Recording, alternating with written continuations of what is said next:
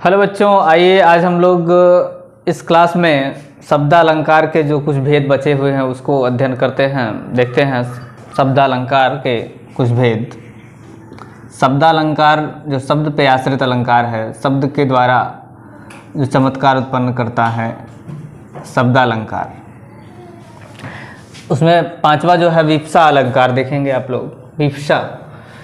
विवक्षा का अर्थ होता है दोहराना। विवक्षा का अर्थ क्या होता है? दोहराना।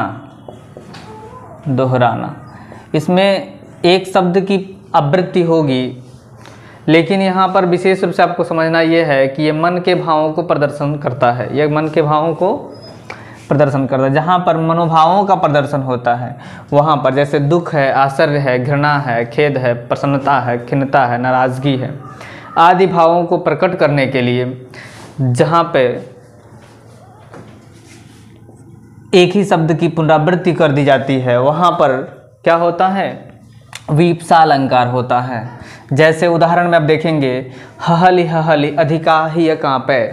हहलि हहलि अधिकाहिय कांपे, यहाँ पे हृदय के कंपन की बात कही जा रही है, हृदय के कांपने की बात कही जा रही है। एक ये मनोभावों का वर्णन किया जा रहा है, यहाँ पर क्या हो जाएगा? विवक्षा हो जाएगा। ऐसे भी है मधुर मधुर मेरे दीपक जल। मधुर मधुर मेरे दीपक जल, यहाँ भी आप देखेंगे तो मधुर मधुर शब्द की आवृत्ति है और यहाँ पर मन के भावों को का प्रदर्शन यहाँ पे भी हो रहा है। तो मन के भावों का जब प्रदर्शन होगा तो वहाँ पर क्या होगा? विवक्षा होगा।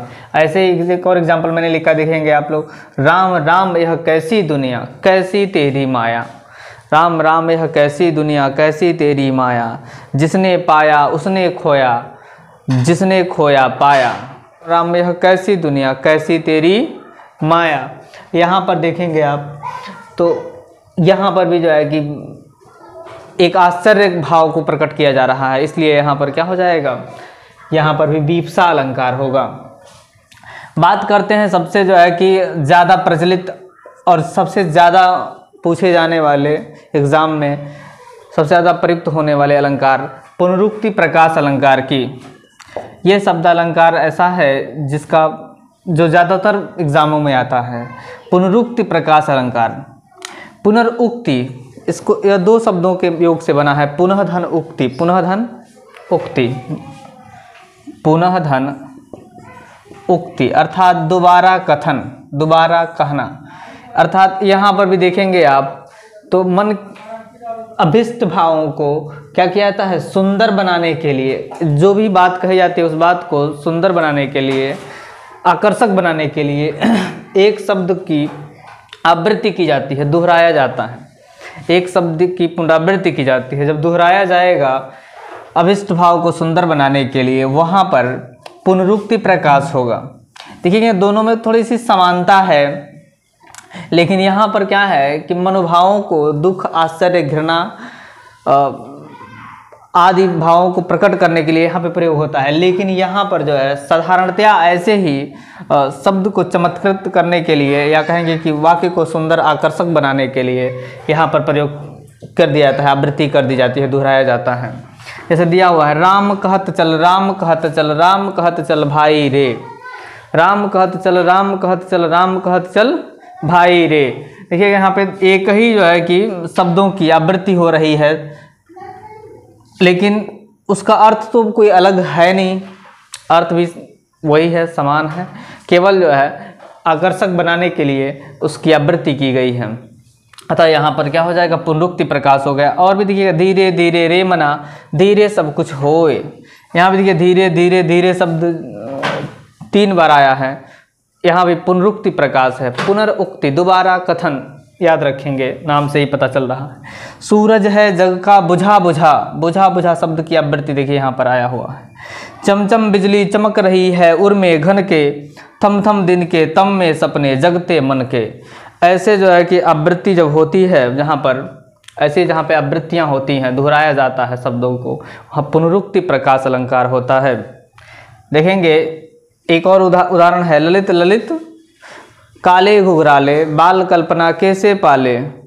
ये भी जो है कि, या कभी कभी वह यूं ही दे देता है उसका साथ, कभी कभी वह यूं ही दे देता है उसका साथ। या बढ़त बढ़त संपत सलेलू मन सरोज बढ़ जाए, घटत घटत फिर सून घटे बरु समीत को मिलाए। यहाँ पे देखिएगा बढ़त बढ़त और घटत घटत शब्द की आवृत्ति है, तो यहाँ पे क्या हो जाएगा, पुनरुक्ति प्रकाश है। बढ़त बढ़त संपत सलीलू मन सरोज बढ़ जाए, घटत घटत फिर सून घटे बरु समीत को मिलाए।